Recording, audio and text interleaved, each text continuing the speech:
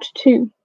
After the pleasures which arise from the gratification of the bodily appetites, there seem to be none more natural to man than music and dancing. In the progress of art and improvement, they are, perhaps, the first and earliest pleasures of his own invention. For those which arise from the gratification of the bodily appetites cannot be said to be of his own invention. No nation has yet been discovered so uncivilized as to be altogether without them. It seems even to be amongst the most barbarous nations that the use and practice of them is both most frequent and most universal, as among the Negroes of Africa and the savage tribes of America. In civilized nations, the inferior ranks of people have very little leisure. Smith made much of this point in discussing the consequences of social stratification and of the division of labor. See Wealth of Nations, and generally this section of the expense of the institutions for the education of youth. See also where Smith defends the encouragement of those who, without scandal or indecency, might amuse the people by painting, poetry, music, dancing, and by all sorts of dramatic representations. And the superior ranks have many other amusements. Neither the one nor the other, therefore, can spend much of their time in music and dancing. Among savage nations, the great body of the people have frequently great intervals of leisure, and they scarce any other amusement. They naturally, therefore, spend a great part of their time in almost the only one they have.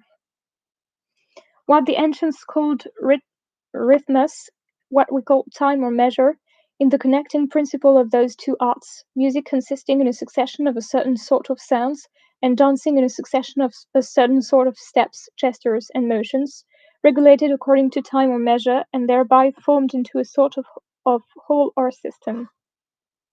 Smith's use of the word system for a rhythmical series is clarified in paragraph 29 below, which in the one art is called a song or tune, and in the other a dance, the time or measure of the dance corresponding always exactly with that of the song or tune which accompanies and directs it. The author's observations on the affinity between music, dancing, and poetry are annexed to the end of part 3 of this essay. The human voice, as it is always the best, so it would naturally be the first and earliest of all musical instruments. In singing, or in its first attempts towards singing, it would naturally employ sounds as similar as possible to those which it had been accustomed to. That is, it would employ words of some kind or other, pronouncing them only in time and measure, and generally with a more melodious tone than had been usual in common conversation. Those words, however, might not, and probably would not, for a long time have any meaning, but might resemble the syllables which we make use of in solfaing, or the derry down down of our common ballads, and serve only to assist the voice in forming sounds proper to be modulated into melody, and to be lengthened or shortened according to the time and measure of the tune. This root form of vocal music, as it is by far the most simple and obvious, so it naturally would be the first and earliest.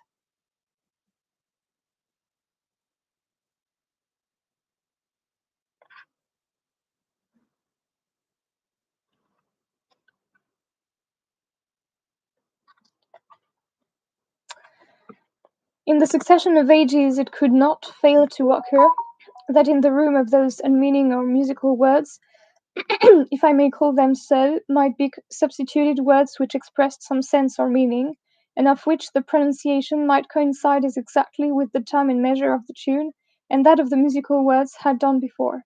Hence the origin of verse or poetry. The verse would for a long time be rude and imperfect. When the meaning words fell short of the measure required, they would frequently be eked out with the unmeaning ones, as is sometimes done in our common ballads. When the public ear came to be so refined as to reject, in all serious poetry, the unmeaning words altogether, there would still be a liberty assumed of altering and corrupting, upon many occasions, the pronunciation of the meaning ones, for the sake of accommodating them to the measure. Hello. The syllables which composed them would, for this purpose, sometimes be improperly lengthened, and sometimes improperly shortened.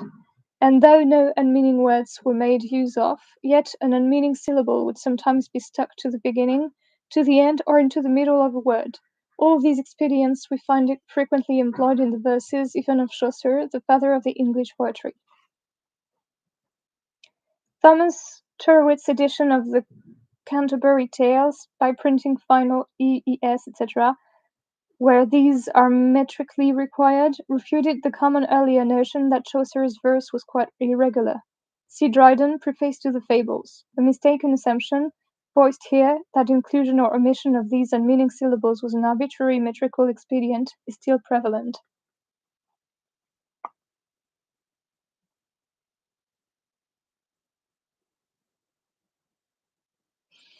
Many ages might pass away before verse was commonly composed with such correctness that the usual and proper pronunciation of the words alone, and without any other artifice, subjected the voice to the observation of a time and measure of the same kind with the time and measure of music. The verse would naturally express some sense which suited the grave or gay, the joyous or melancholy humour of the tune which it was sung to. Being as it were blended and united with that tune, it would seem to give sense and meaning to what otherwise might not appear to have any, or at least any which could be clearly and distinctly understood, without the accompaniment of such an explication. A pantomime dance may frequently answer the same purpose, and, by representing some adventure in love or war, may seem to give sense and meaning to a music which might not otherwise appear to have any. It is more natural to mimic, by gestures and motions, the adventures of common life than to express them in verse or poetry. The thought itself is more obvious, and the execution is much more easy. If this mimicry was accompanied by music, it would of its own accord, and almost without any intention of doing so, accommodate, in some measure, its different steps and movements to the time and measure of the tune. Especially if the same person both sang the tune and performed the mimicry, as is said to be frequently the case among the savage nations of Africa and America. Pantomime dancing might in this manner serve to give a distinct sense and meaning to music many ages before the invention, or at least before the common use of poetry. We hear little, accordingly, of the poetry of the savage nations of Africa and America, but a great deal of their pantomime dances. Poetry, however, is capable of expressing many things fully and distinctly, which dancing either cannot represent at all, or can represent but obscurely and imperfectly, such as the reasonings and judgments of the understanding, the ideas, fancies, and suspicions of the imagination, the sentiments, emotions, and passions of the heart. In the power of expressing a meaning with clearness and distinctness, dancing is superior to music, and poetry to dancing. Of those three sister arts, 18th century critics, who were fond of this expression, included painting rather than dancing in the three. They ascribed the metaphor to Cicero's remark on the kinship of the human arts. But obviously the muses are the basis.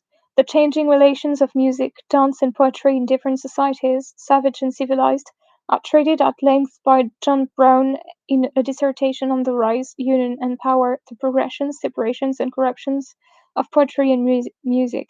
See also Carto de la Villate, Essays historiques et philosophiques sur le goût. Donc, of those three sister arts, which originally, perhaps, went always together, and which at all times go frequently together, there are two which can subsist alone and separate from their natural companions, and one which cannot. In the distinct observation of what the ancients called rhythmus, of what we call time and measure, consists the essence both of dancing and of poetry or verse, of the characteristical quality which distinguishes the former from all other motion and action, and the latter from all other discourse. But concerning the proportion between those intervals and divisions of duration which constitute what is called time and measure, the ear, it would seem, can judge with much more precision than the eye, and poetry, in the same manner as music, addresses itself to the ear, whereas dancing addresses itself to the eye. In dancing, the rhythmus, the proper proportion, the time and measure of its motions, cannot distinctly be perceived, unless they are marked by the more distinct time and measure of music. It is otherwise in poetry. No accompaniment is necessary to mark the measure of good verse. Music and poetry, therefore, can each of them subsist alone. Dancing always requires the accompaniment of music. It is instrumental music which can best subsist apart, and separate from both poetry and dancing. Vocal music, though it may, and frequently does, consist of notes which have no distinct sense or meaning, yet naturally calls for the support of poetry. But music, married to immortal verse, as Milton says, or even to words of any kind which have a distinct sense or meaning, is necessarily and essentially imitative. Whatever be the meaning of those words, though, like many of the songs of ancient Greece, as well as some of those of more modern times, they may express merely some maxims of prudence and morality, or may contain merely the simple narrative of some important event, yet even in such didactic and historical songs there will still be imitation. There will still be a thing of one kind, which by art is made to resemble a thing of a very different kind. There will still be music imitating discourse. There will still be rhythms and melody, shaped and fashioned into the form either of a good moral counsel or of an amusing and interesting story. In this first species of imitation, which being essential to, is therefore inseparable from, all such vocal music, there may, and there commonly is, added a second. The words may, and commonly do, express the situation of some particular person, and all the sentiments and passions which he feels from that situation. It is a joyous companion who gives vent to the gaiety and mirth with which wine, festivity, and good company inspire him. It is a lover who complains, or hopes, or fears, or despairs.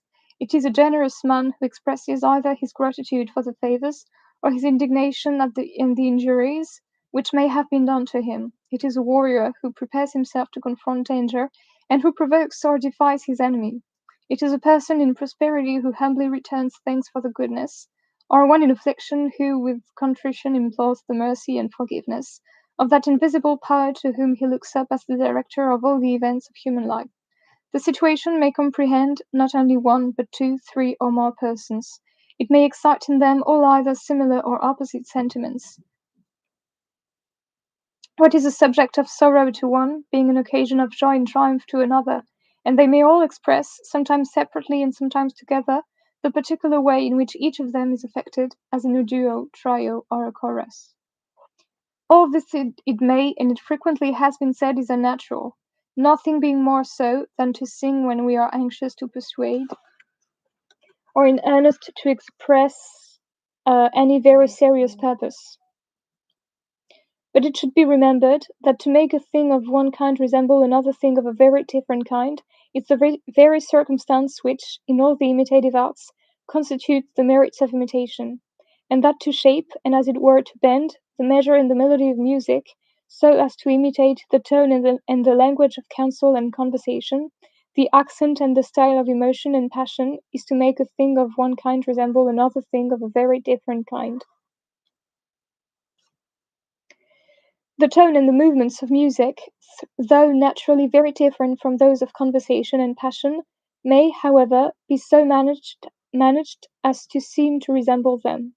On account of the great disparity between the imitating and the imitated object, the mind in this, as in the other cases, cannot only be contented, but delighted, and even charmed and transported, with such an imperfect resemblance as can be had. Such imitative music, therefore, when sung to words which explain it and determine its meaning, may frequently appear to be a very perfect imitation. It is upon this account that even the incomplete music of a recitative seems to express sometimes all the sedateness and composure of serious but calm discourse, and sometimes all the exquisite sensibility of the most interesting passion. The more complete music of an air is still superior, and in the imitation of the more animated passions, has one great advantage over every sort of discourse, whether prose or poetry, which is not sung to music. C'est gentil, merci. In a person who is either much depressed by grief or enlivened by joy, who is strongly affected either with love or hatred, with gratitude or resentment, with admiration or contempt, there is commonly one thought or idea which dwells upon his mind, which continually haunts him, which, when he has chased it away, immediately returns upon him, and which in company makes him absent and inattentive. He can think but of one object, and he cannot repeat to them that object so frequently as it recurs upon him. He takes refuge in solitude, where he can with freedom either indulge the ecstasy or give way to the agony of the agreeable or disagreeable passion which agitates him. Smith emphasizes the contrary, moderating effects of emotion on going into the company of others. And where he can repeat to himself, which he does sometimes mentally and sometimes even aloud, and almost always in the same words, the particular thought which either delights or distresses him, neither prose nor poetry can venture to imitate those almost endless repetitions of passion. They may describe them as I do now, but they dare not imitate them. They would become most insufferably tiresome if they did. The music of a passionate air not only may, but frequently does imitate them, and it never makes its way so directly or so irresistibly to the heart as when it does so.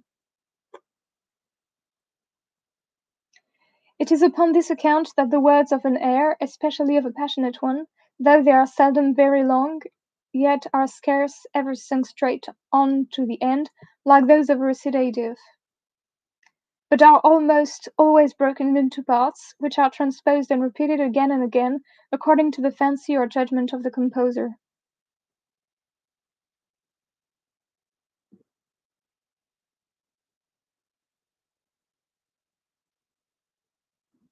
Vanina en opéra. Um, It is by means of such repetitions only that music can exert those peculiar powers of imitation which distinguish it, and in which it excels all the other imitative arts. Poetry and eloquence, it has accordingly been often observed, produce their effect always by a connected variety and succession of different thoughts and ideas, but music frequently produces its effects by a repetition of the same idea, and the same sense expressed in the same or nearly the same combination of sounds, though at first perhaps it may make scarce any impression upon us, yet by being repeated again and again, it comes at last gradually and by little and little to move, to agitate, and to transport us. To these powers of imitating, music naturally, or rather necessarily, joins the happiest choice in the objects of its imitation. The sentiments and passions which music can best imitate are those which unite and bind men together in society. The social, the decent, the virtuous, the interesting and affecting, the amiable and agreeable, the awful and respectable. In TMS distinguishes the amiable virtues from the awful and respectable. The noble, elevating, and commending passions. Grief and distress are interesting and affecting. Humanity and compassion, joy and admiration, are amiable and agreeable. Devotion is awful and respectable. The generous contempt of danger, the honourable indignation at injustice, are noble, elevating, and commending. But it is these and such like passions which music is fittest for imitating, and which it in fact most frequently imitates. They are, if I may say so, all musical passions. Their natural tones are all clear, distinct, and almost melodious, and they naturally express themselves in a language which is distinguished by pauses at regular and almost equal intervals, and which, upon that account, can more easily be adapted to the regular returns of the correspondent periods of a tune. The passions, on the contrary, which drive men from one another, the unsocial, the hateful, the indecent, the vicious passions, cannot easily be imitated by music. The voice of furious anger, for example, is harsh and discordant.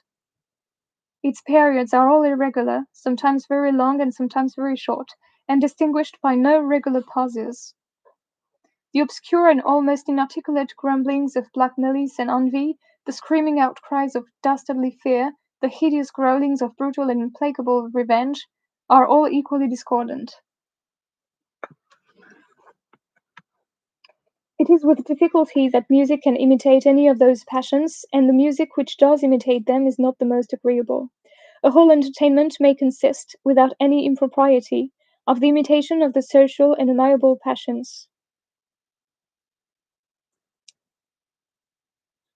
It would be a strange entertainment which consisted altogether in the imitation of the odious and the vicious. A single song expresses almost always some social, agreeable, or interesting passion. Interesting, rather. In an opera, the unsocial and disagreeable are sometimes introduced, but it is rarely, and as discords are introduced into harmony, to set off by their contrast the superior beauty of the opposite passions. What Plato said of virtue, that it was of all beauties the brightest, Smith probably has in mind the myth of Plato Phaedrus, where Plato compares the invisible loveliness of the different virtues with the brightness of beauty, and says that if wisdom were visible to the eye, it would be even more captivating than beauty. There is an allusion to the passage in Cicero De Finibus, a work with which Smith was specially familiar. Look what Plato said of virtue may with some sort of truth be said of the proper and natural objects of musical imitation. They are either the sentiments and passions, in the exercise of which consist both the glory and the happiness of human life, or they are those from which it derives its most delicious pleasures and most enlivening joys, or, at the worst and the lowest, they are those by which it calls upon our indulgence and compassionate assistance to its unavoidable weaknesses, its distresses, and its misfortunes. To the merit of its imitation and to that of its happy choice in the objects which it imitates, the great merits of statuary and painting, music joins another peculiar and exquisite merit of its own. Statuary and painting cannot be said to add any new beauties of their own to the beauties of nature which they imitate. They may assemble a greater number of those beauties, and group them in a more agreeable manner than they are commonly, or perhaps ever, to be found in nature. It may perhaps be true, what the artists are so very fond of telling us, that no woman ever equalled, in all the parts of her body, the beauty of the Venus of Medicis, nor any man that of the Apollo of Belvidere. But they must allow, surely, that there is no particular beauty in any part or feature of those two famous statues, which is not at least equalled, if not much excelled, by what is to be found in many living subjects. But music, by arranging, and as it were bending to its own time and measure, whatever sentiments and passions it expresses, not only assembles and groups, as well as statuary and painting, the different beauties of nature which it imitates, but it clothes them, besides, with a new and an exquisite beauty of its own. It clothes them with melody and harmony, which, like a transparent mantle, far from concealing any beauty, serve only to give a brighter color, a more enlivening lustre, and a more engaging grace to every beauty which they unfold.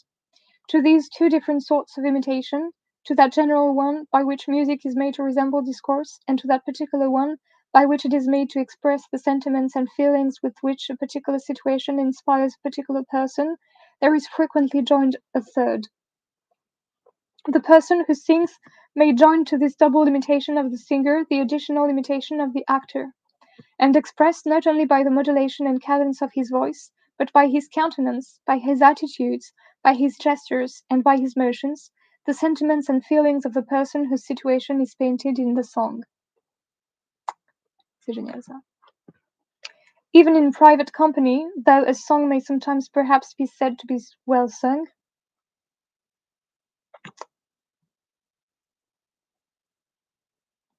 it can never be said to be well performed unless the singer does something of this kind, and there is no comparison between the effect of what is sung coldly from a music book at the end of a harpsichord, and of what is not only sung but acted with proper freedom, animation, and boldness. An opera actor does no more than this, and an imitation which is so pleasing, and which appears even so natural, in private society, ought not to appear forced, unnatural, or disagreeable upon the stage. J'adore ce passage.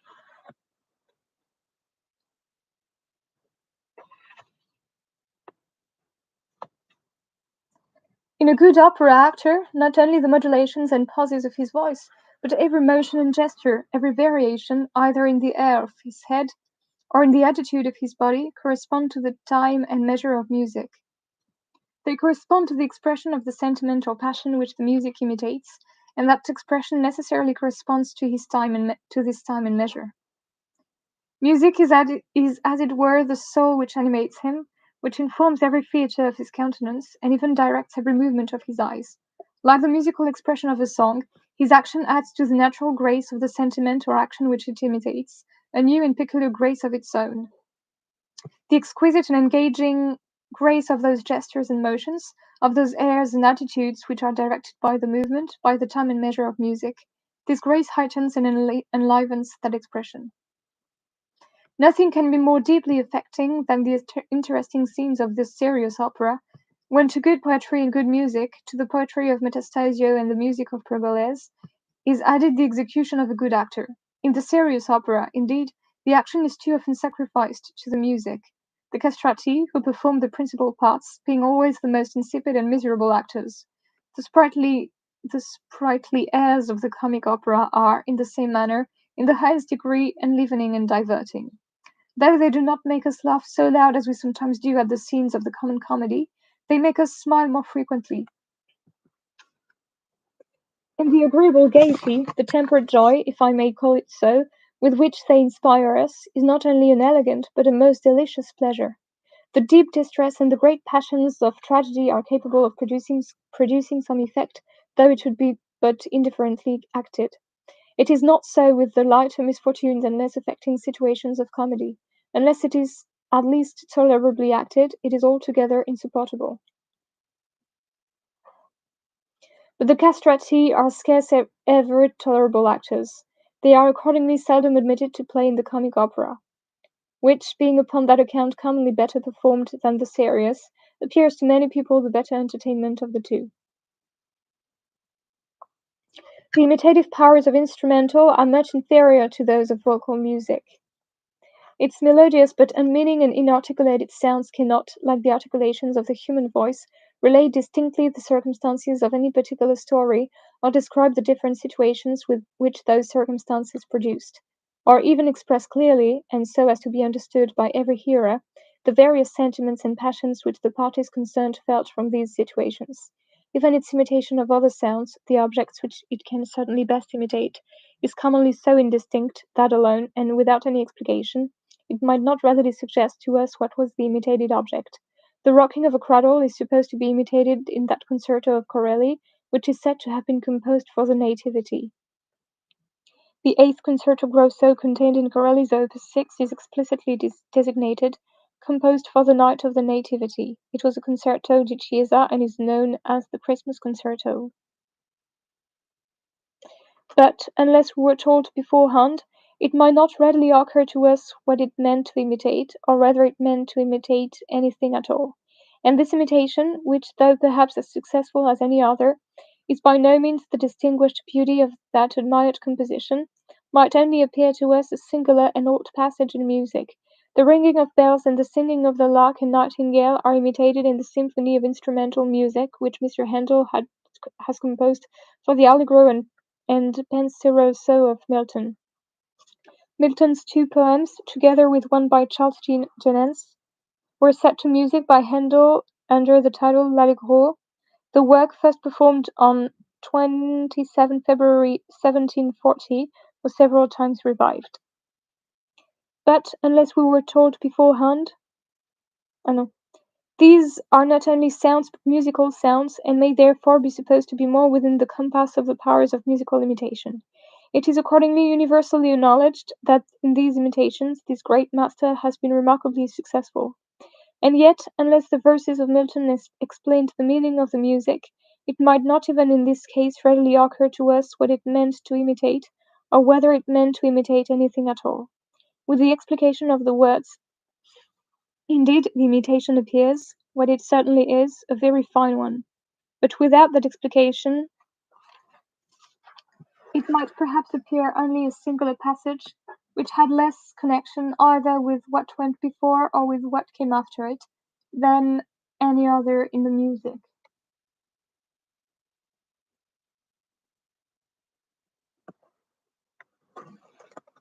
Excusez-moi, 2 secondes.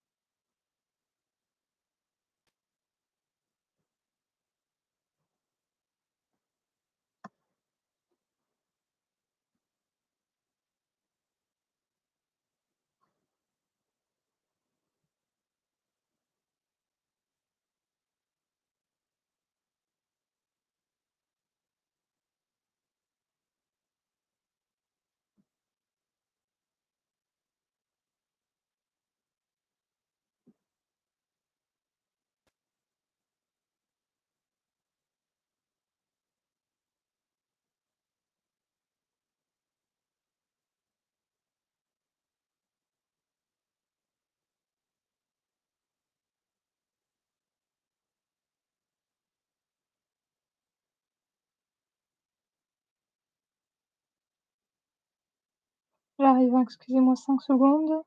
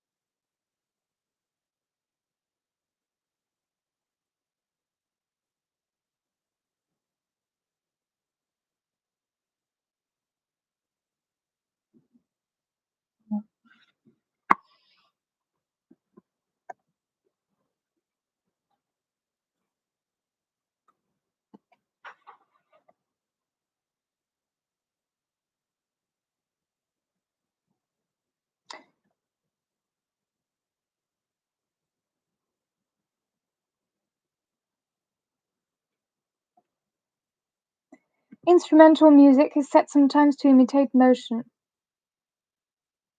but in reality it only either imitates the particular sounds which accompany certain motions, or it produces sounds of which the time and measure bear some correspondence to the variations, to the pauses and interruptions, to the successive accelerations and retardations of the motion which it means to imitate. It is in this way that it sometimes attempts to express the march and array of an army, the confusion and hurry of a battle, etc. In all these cases, however, its imitation is so very indistinct that without the accompaniment of some other art, to explain and interpret its meaning, it would be almost always unintelligible, and we could scarce ever know with certainty either what it meant to imitate, or whether it meant to imitate anything at all. In the imitative arts, though it is by no means necessary that the imitating should so exactly resemble the imitated object, that the one should sometimes be mistaken for the other, it is, however, necessary that they should resemble at least so far, that the one should always readily suggest the other. It would be a strange picture which required an inscription at the foot to tell us, not only what particular person it meant to represent, but whether it meant to represent a man or a horse, or whether it meant to be a picture at all, and to represent anything. The imitations of instrumental music may, in some respects, be said to resemble such pictures. There is, however, this very essential difference between them, that the picture would not be much mended by the inscription, whereas, by what may be considered as very little more than such an inscription, instrumental music, though it cannot always even then, perhaps, be said properly to imitate, may, however, produce all the effects of the finest and most perfect imitation. In order to explain in what manner this is brought about, it will not be necessary to descend into any great depth of philosophical speculation. That train of thoughts and ideas which is continually passing through the mind does not always move on with the same pace, if I may say so, or with the same order and connection. When we are gay and cheerful, its motion is brisker and more lively, our thoughts succeed one another more rapidly, and those which immediately follow one another seem frequently either to have but little connection, or to be connected rather by their opposition than by their mutual resemblance. As in this wanton and playful disposition of mind we hate to dwell long upon the same thought, so we do not much care to pursue resembling thoughts. And the variety of contrast is more agreeable to us than the sameness of resemblance. It is quite otherwise when we are melancholy and desponding. We then frequently find ourselves haunted, as it were, by some thought which we would gladly chase away, but which constantly pursues us, and which admits no followers, attendants, or companions, but such as are of its own kindred and complexion. A slow succession of resembling or closely connected thoughts is the characteristic of this disposition of mind. A quick succession of thoughts frequently contrasted and in general very slightly connected is the characteristic of the other. What may be called the natural state of the mind, the state in which we are neither elated nor dejected, the state of sedateness, tranquillity, and composure, holds a sort of middle place between those two opposite extremes. Our thoughts succeed one another more slowly and with a more distinct connection than in the one, more quickly and with a greater variety than in the other. Acute sounds are naturally gay, sprightly, and enlivening. Grave sounds solemn, awful, and melancholy. There seems to be some natural connection between acuteness in tune and quickness in time or succession, as well as between gravity and slowness. An acute sound seems to fly off more quickly than a grave one. The treble is more cheerful than the bass. Its notes likewise commonly succeed one another more rapidly. But instrumental music, by a proper arrangement, by a quicker or slower succession of acute and grave, of resembling and contrasted sounds, can not only accommodate itself to the gay, the sedate, or the melancholy mood, but if the mind is so far vacant as not to be disturbed by any disorderly passion, it can, at least for the moment, and to a certain degree, produce every possible modification of each of those moods or dispositions.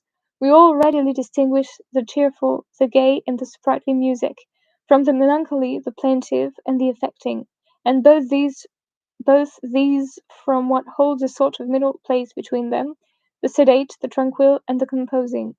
And we are all sensible that, in the natural and ordinary state of the mind, music can, by a sort of incantation, soothe and charm us into some degree of that particular mood or disposition which accords with its own character and temper.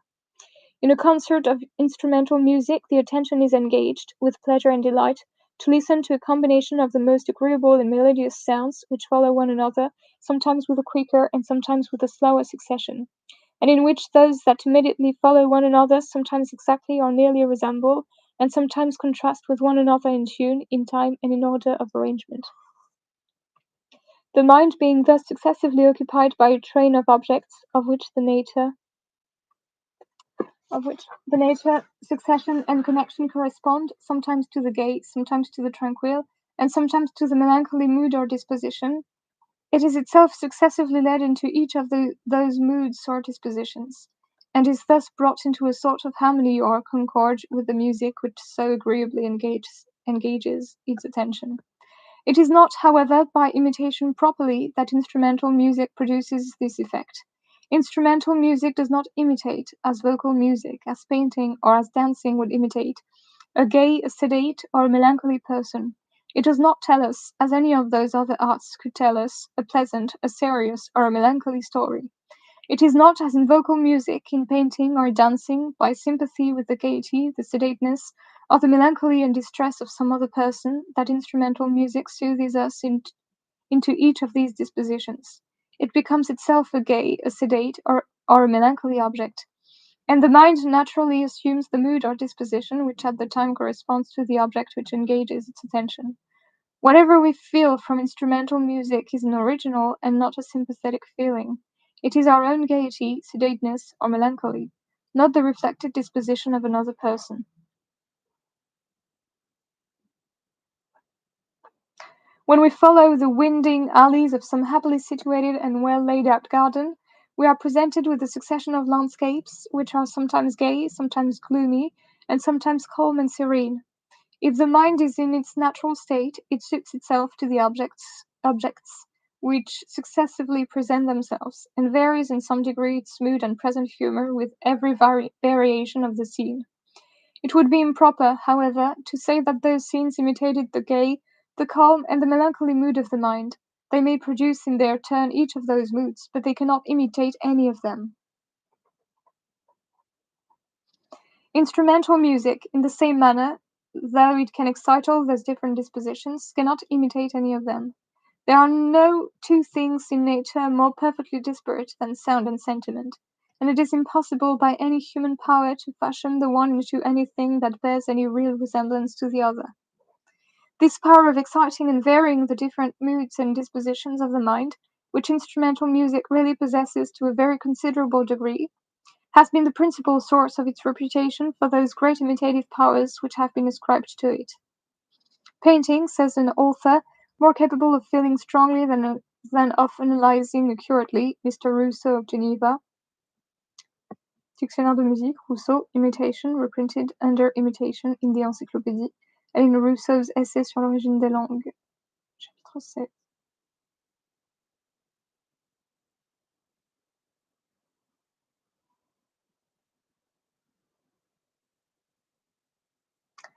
Painting, which presents its imitations not to the imagination, but to the senses, and the only one of the senses, can represent nothing besides the objects of sight. Music, one might imagine, should be equally confined to those of hearing. It imitates, however, everything, even those objects which are perceivable by sight only. By a delusion that seems almost inconceivable, it can, as it were, put the eye into the ear. And the greatest wonder of an art which acts only by motion in succession is that it can imitate rest and repose. Night, sleep, solitude, and silence are all within the compass of musical imitation. Though all nature should be asleep, the person who contemplates it is awake, and the art of the musician consists in substituting, in the room of an image of what is not the object of hearing, that of the movements which its presence would excite in the mind of the spectator, that is, of the effects which it would produce upon his mood and disposition. The musician, continues the same author, will sometimes not only agitate the waves of the sea, blow up the flames of the conflagration, make the rain fall, the rivulets flow and swell the torrents, but he will paint the horrors of a hideous desert, darken the walls of a subterraneous dungeon, calm the tempest, restore serenity and tranquillity to the air and the sky, and shed from the orchestra a new freshness over the groves and the fields. He will not directly represent any of these objects, but he will excite in the mind the same movements which it would feel from seeing them. Upon this very eloquent description of Mr. Rousseau, I must observe that without the accompaniment of the scenery and action of the opera, without the assistance either of the scene painter or of the poet, or of both, the instrumental music of the orchestra could produce none of the effects which are here ascribed to it. And we could never know, we could never even guess, which of the gay, melancholy, or tranquil objects above mentioned it meant to represent to us, or whether it meant to represent any of them, and not merely to entertain us with a concert of gay, melancholy, or tranquil music, or, as the ancients called them, of the diastaltic, of the systolic, or of the middle music.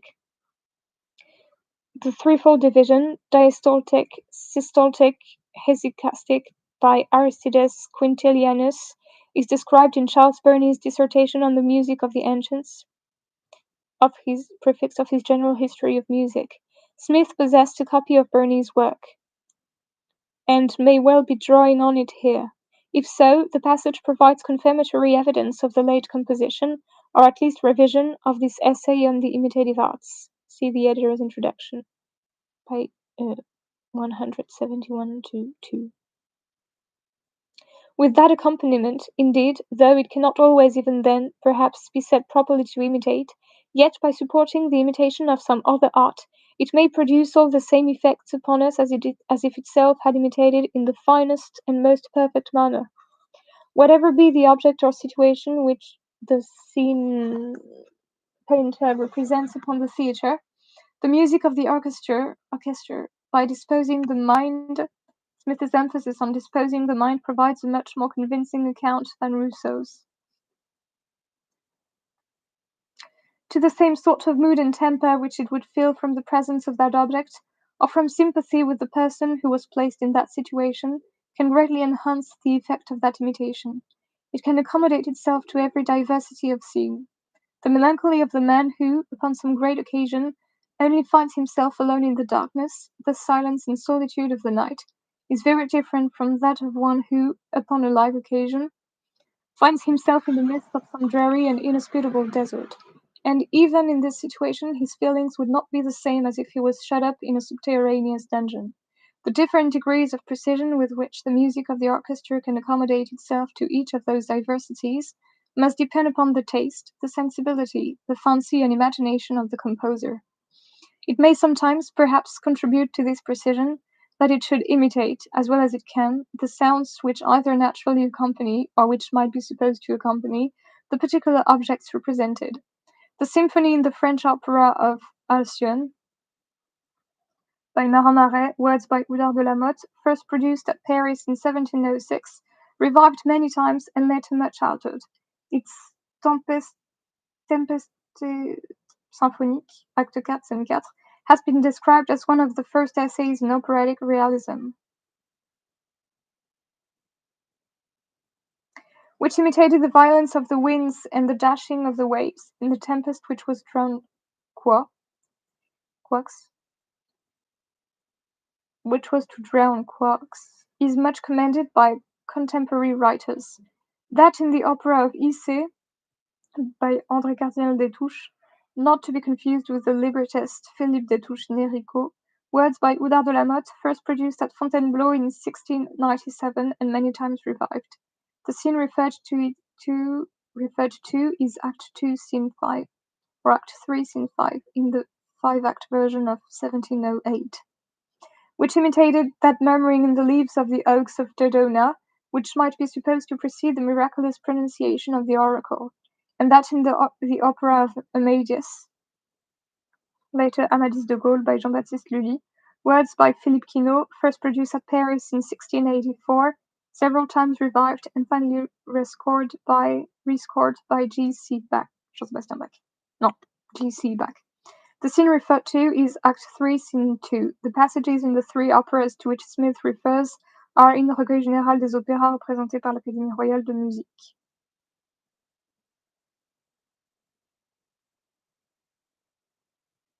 of which the dismal accents imitated the sounds which might be supposed to accompany the opening of the tomb of Arden before the apparition of the ghost of that warrior, are still more celebrated.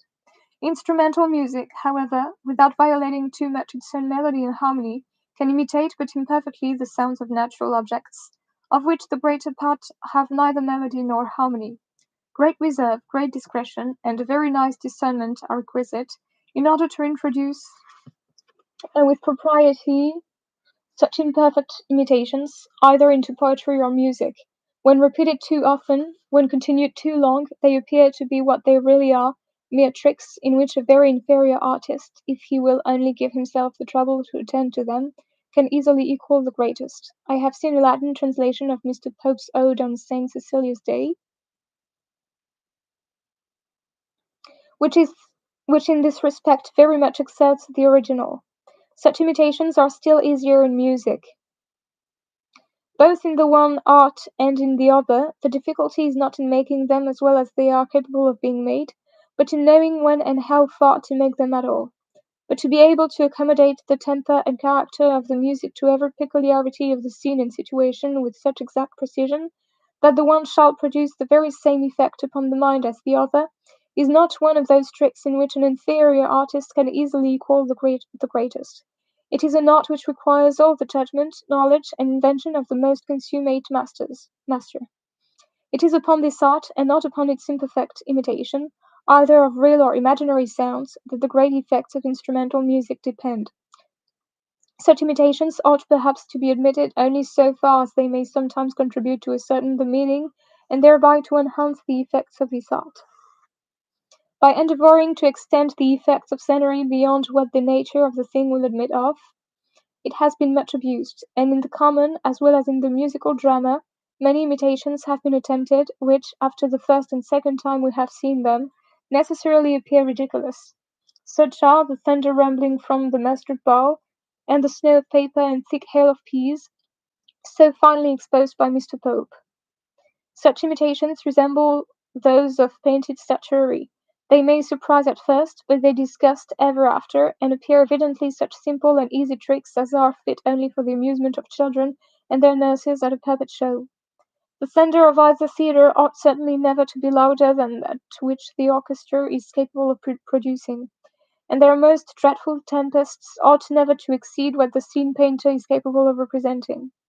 In such imitations there may be an art which merits some degree of esteem and admiration. In the other there can be none which merits any. This abuse of scenery has both subsisted much longer, and been carried to a much greater degree of extravagance in the musical than in the common drama. In France it has been long banished from the latter, but it still continues, not only to be tolerated, but to be admired and applauded in the former. In the French operas, Not only thunder and lightning, storms and tempests are commonly represented in the ridiculous manner above mentioned, but all the marvelous, all the supernatural of epic poetry, all the metamorphoses of mythology, all the wonders of witchcraft and magic, everything that is most unfit to be represented upon the stage, are every day exhibited with the most complete approbation and applause of that ingenious nation. The music of the orchestra producing upon the audience nearly the same effect which a better and more artful imitation would produce, hinders them from feeling, at least in its full force, the ridicule of those childish and awkward imitation which necessarily abound in that extravagant scenery. And in reality such imitations, though no doubt ridiculous everywhere, yet suddenly appear somewhat less so in the musical than they would in the common drama. The Italian opera, before it was reformed by Apostolo Zeno and Metastasio. The original edition has Apostolo Zeno, but the redundant commas are probably an error of the printer or conceivably of the copyist. Apostolo Zeno was one librettist, not two. Metastasio succeeded him as imperial court poet in Vienna and was of course far more influential. Was in this respect equally extravagant, and was upon that account the subject of the agreeable raillery of Mr. Addison in several different papers of The Spectator.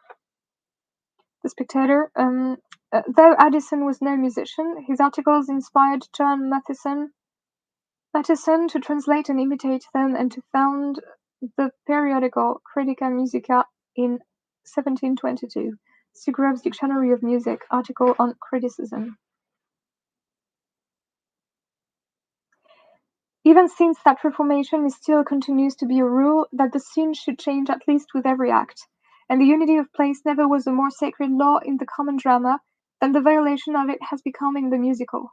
The latter seems in reality to require both a more picturesque and a more varied scenery than is at all necessary for the former. In an opera, as the music supports the effect of the scenery, so the scenery often serves to determine the character and to explain the meaning of the music. It ought to vary therefore as that character varies. The pleasure of an opera, besides, is in its nature more sensual pleasure than that of a common comedy or tragedy. The latter produce their effect principally by means of the imagination. In the closet, accordingly, their effect is not much inferior to what it is upon the stage, but the effect of an opera is seldom very great in the closet. It addresses itself more to the external senses, and as it soothes the ear by its melody and harmony, so we feel that it ought to dazzle the eye with the splendor and variety of its scenery. In an opera, the instrumental music of the orchestra supports the imitation both of the poet and of the actor, as well as of the scene painter. The overture disposes the mind to that mood which fits it for the opening of the piece. The music between the acts keeps up the impression which the foregoing had made, and prepares us for that which the following is to make. When the orchestra interrupts, as it frequently does, either the recitative or the air, it is in order either to enforce the effect of what had gone before, or to put the mind in the mood which fits it for hearing what is to come after. Both in the recitatives and in the airs it accompanies and directs the voice, and often brings it back to the proper tone and modulation when it is upon the point of wandering away from them. And the correctness of the best vocal music is owing in a great measure to the guidance of instrumental. Though in all these cases it supports the imitation of another art, yet in all of them it may be said rather to diminish than to increase the resemblance between the imitating and the imitated object. Nothing can be more unlike to what really passes in the world than that persons engaged in the most interesting situations, both of public and private life, in sorrow, in disappointment, in distress, in despair, should, in all that they say and do, be constantly accompanied with a fine concert of instrumental music. Were we to reflect upon it, such accompaniment must in all cases diminish the probability of the action, and render the representation still less like nature than it otherwise would be. It is not by imitation, therefore, that instrumental music supports and enforces the imitations of the other arts, but it is by producing upon the mind, in consequence of other powers, the same sort of effect which the most exact imitation of nature, which the most perfect observation of probability, could produce. To produce this effect is, in such entertainments, the sole end and purpose of that imitation and observation. If it can be equally well produced by other means, this end and purpose may be equally well answered. But if instrumental music can seldom be said to be properly imitative, even when it is employed to support the imitation of some other art, it is commonly still less so when it is employed alone.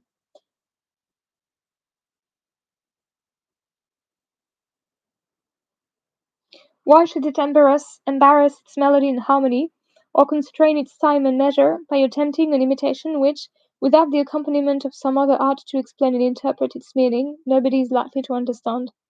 In the most approved instrumental music, accordingly, the overtures of Handel and the concertos of Corelli, it is possible that the approval of Vivaldi's lovely Four Seasons had declined by the time Smith was writing.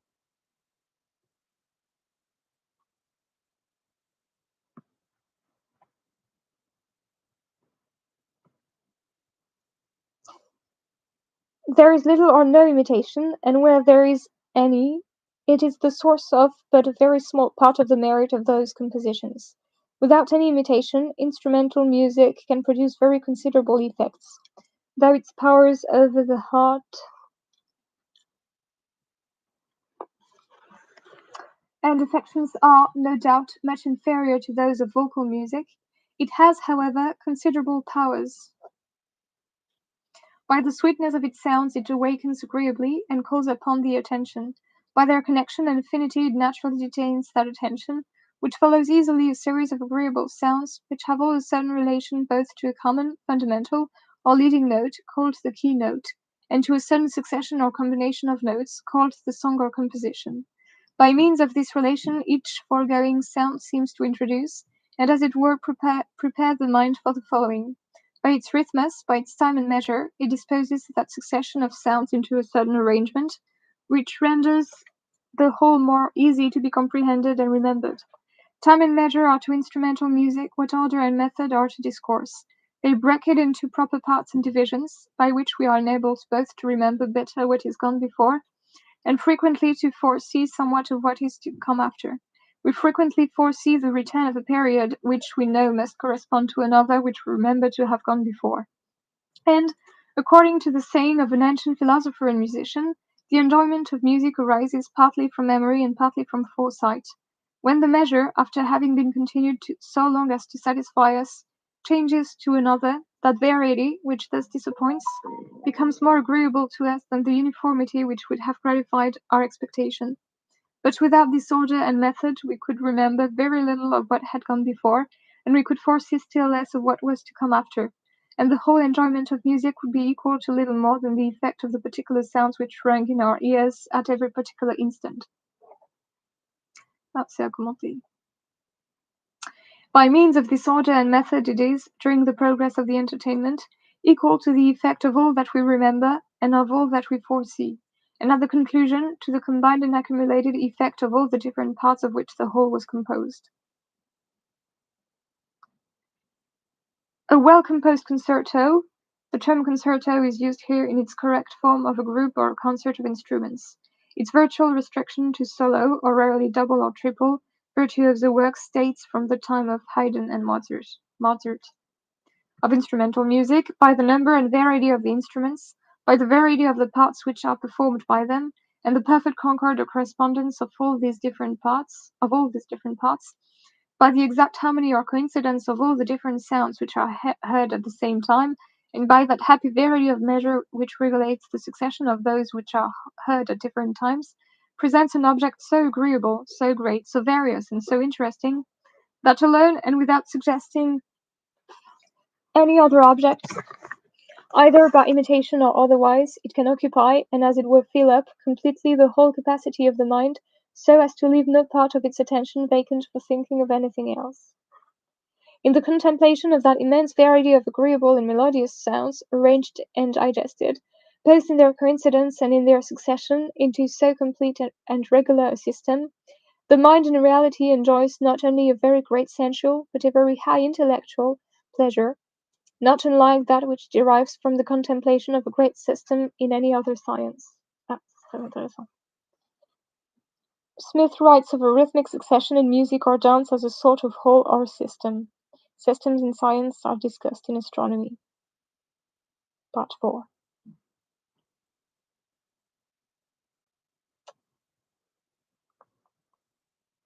A full concerto of such instrumental music not only does not require, but it does not admit of any accompaniment. A song or a dance, by demanding an attention which we have not to spare, would disturb, instead of heightening, the effect of the music. They may often very properly succeed, but they cannot accompany it. That music seldom means to tell any particular story, or to imitate any particular event, or in general to suggest any particular object, distinct from that combination of sounds of which itself is composed. Its meaning, therefore, may be said to be complete in itself. Ça préfigure déjà Spinoza et Rosset, and to require no interpreters to explain it. What is called the subject of such music is merely, as has already been said, a certain leading combination of notes, to which it frequently returns, and to which all its digressions and variations bear a certain affinity. It is altogether different from what is called the subject of a poem or a picture, which is always something which is not either in the poem or in the picture, or something quite distinct from that combination, either of words on the one hand, or of colours on the other, of which they are respectively composed. The subject of a composition of instrumental music is a part of that composition. The subject of a poem or picture is no part of either. The effect of instrumental music upon the mind has been called its expression. In the feeling it is frequently not unlike the effect of what is called the expression of painting, and is sometimes equally interesting. But the effect of the expression of painting arises always from the thought of something which, though distinctly and clearly suggested by the drawing and colouring of the picture, is altogether different from that drawing and colouring. It arises sometimes from sympathy with, sometimes from antipathy and aversion to, the sentiments, emotions, and passions which the countenance, the action, the air and attitude of the persons represented suggest. The melody and harmony of instrumental music, on the contrary, do not distinctly and clearly suggest anything that is different from that melody and harmony. Whatever effect it produces is the immediate effect of that melody and harmony, and not of something else which is signified and suggested by them. They in fact signify and suggest nothing. Inexpressif musical. It may be proper to say that the complete art of painting, the complete merit of a picture, is composed of three distinct arts or merits: that of drawing, that of colouring, and that of expression. But to say, as Mr. Avison does, Charles Avison, composer and for much of his life organist in Newcastle upon Tyne, his original writings may be regarded as the beginning of English musical criticism. Reference is to an essay on musical expression.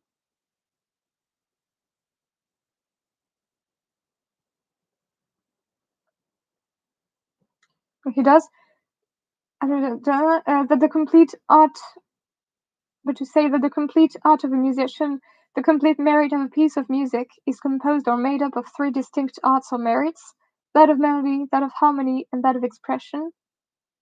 Par rythme. Is to say that it is made up of melody and harmony, and of the immediate and necessary effect of melody and harmony. The division is by no means logical. Expression in painting is not the necessary effect either of good drawing or of good colouring, or of both together. A picture may be both finely drawn and finely coloured, and yet have very little expression. But that effect upon the mind which is called expression in music is the immediate and necessary effect of good melody. Je suis pas d'accord. In the power of producing this effect consists the essential characteristic which distinguishes such melody from what is bad or indifferent. Harmony may enforce the effect of good melody,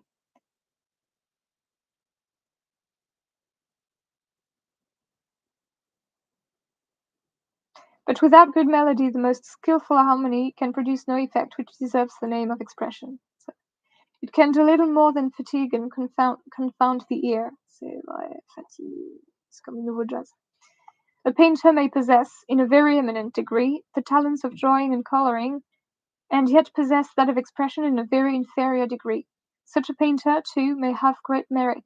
In the judgment of Roger de Pile, usually called Dupil by English writers, analyzes Titian's strengths and limitations in several of his works of art criticism.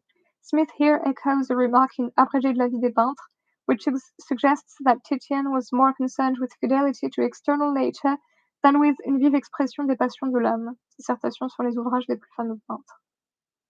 Even the celebrated Titian was a painter of this kind. But to say that a musician possessed the talents of melody and harmony in a very eminent degree, and that of expression in a very inferior one, would be to say that in his works the cause was not followed by its necessary and proportionable effect.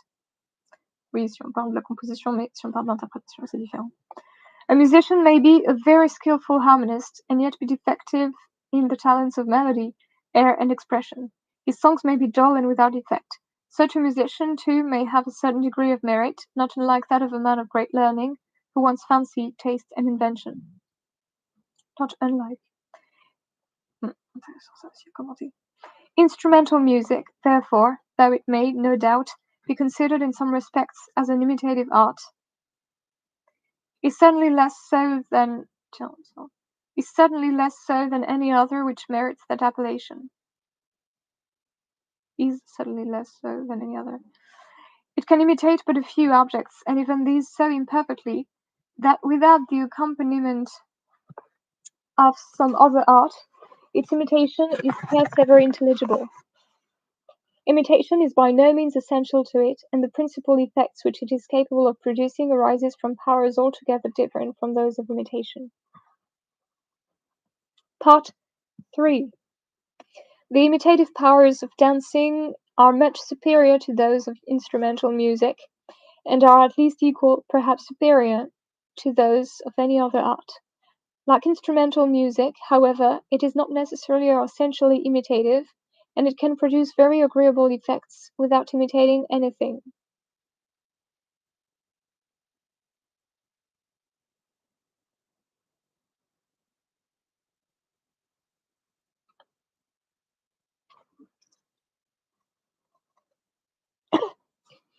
In the greater part of our common dances there is little or no imitation, and they consist almost entirely of a succession of such steps, gestures, and motions, regulated by the time and measure of music, as either display extraordinary grace or require extraordinary agility. Even some of our dances, which are said to have been originally imitative, have, in the way in which we practice them, almost ceased to be so.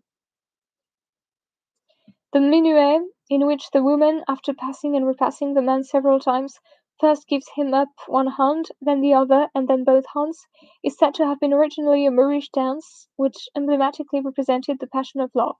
Many of my readers may have frequently danced this dance, and, in the opinion of all who saw them, with great grace and propriety, though neither they nor their spectators once thought of the allegorical meaning which it originally intended to express.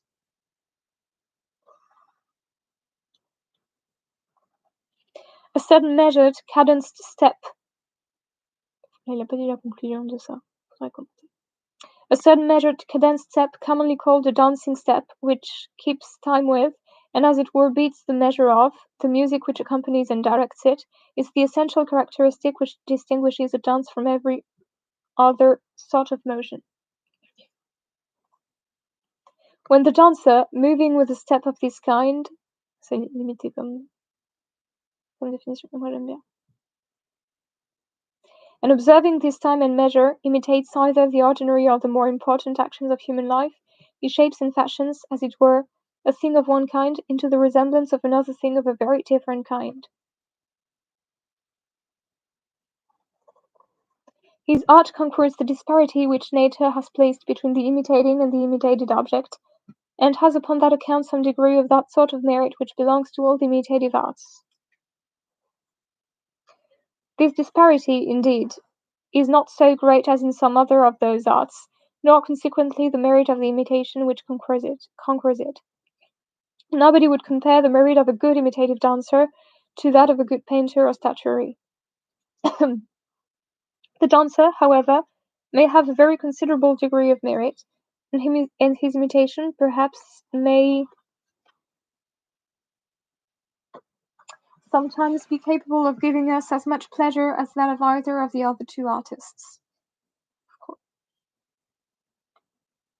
All the subjects, either of statuary or of history painting, are within the compass of his imitative powers, and in representing them, his art has even some advantage over both the other two. Statuary and history painting can represent but a single instant, on history painting, which represents an instant of time, Hildebrand Jacob, of the Sister Acts, an essay of the action which they mean to imitate, the causes which prepared, the consequences which followed, the situation of that single instant are altogether beyond the compass of their imitation. A pantomime dance can represent distinctly those causes and consequences. It is not confined to the situation of a single instant, but, like epic poetry, it can represent all the events of a long story and exhibit a long train and succession of connected and interesting situations. It is capable, therefore, of affecting us much more than either statuary or painting. The ancient Romans used to shed tears at the representations of their pantomimes, as we do at that of the most interesting tragedies, an effect which is altogether beyond the powers of statuary or painting. Prose. The ancient Greeks appear to have been a nation of dancers, and both their common and their stage dances seem to have been all imitative. The stage dances of the ancient Romans appear to have been equally so. Among that grave people it was reckoned indecent to dance in private societies, and they could therefore have no common dances. Among both nations imitation seems to have been considered as essential to dancing. It is quite otherwise in modern times, though we have pantomime dances upon the stage. Yet the greater part even of our stage dances are not pantomime, and cannot well be said to imitate anything. The greater part of our common dances either never were pantomime, or, with a very few exceptions, have almost all ceased to be so. This remarkable difference of character between the ancient and the modern dances seems to be the natural effect of a correspondent difference in that of the music, which has accompanied and directed both the one and the other. In modern times we almost always dance to instrumental music, which being itself not imitative, the greater part of the dances which it directs, and as it were inspires, have ceased to be so. In ancient times, on the contrary, they seem to have danced almost always to vocal music, which being necessary and essentially imitative, their dances became so too. The ancients, on pourrait penser que ce serait l'inverse, que ça laisserait de la place à l'imitation, que la musique ne soit pas. The ancients seem to have had little or nothing of what is properly called instrumental music, or of music composed not to be sung by the voice, but to be played upon instruments. And both their wind and their stringed instruments seem to have served only as an accompaniment and direction to the voice. In the country, it frequently happens that a company of young people take a fancy to dance, though they have neither fiddler nor piper to dance to. A lady undertakes to sing while the rest of the company dance. In most cases she sings the notes only, without the words, and then the voice being little more than a musical instrument, the dance is performed in the usual way, without any imitation. But if she sings the words, and if in those words there happens to be somewhat more than ordinary spirit and humour, immediately all the company, especially all the best dancers, and all those who dance most at their ease, become more or less pantomimes, and by their gestures and motions express, as well as they can, the meaning and story of the song.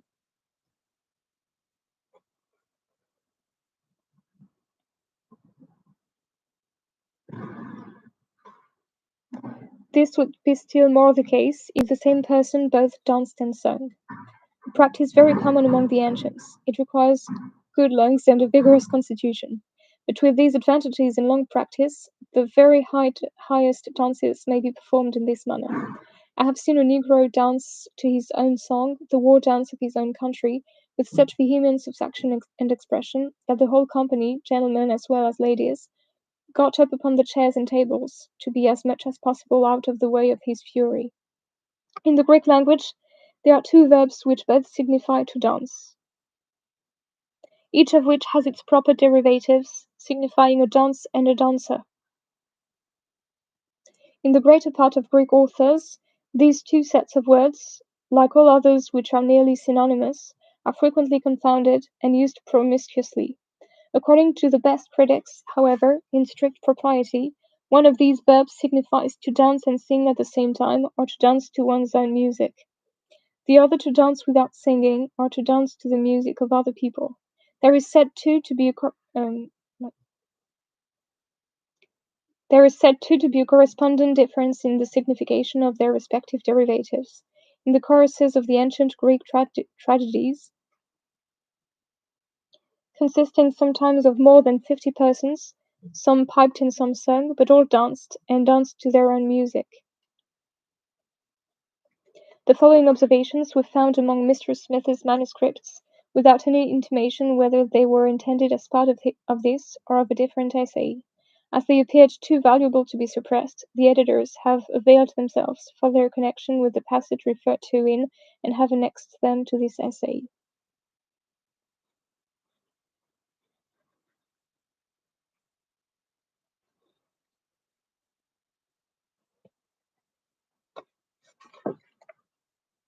À tout de suite dans un autre live.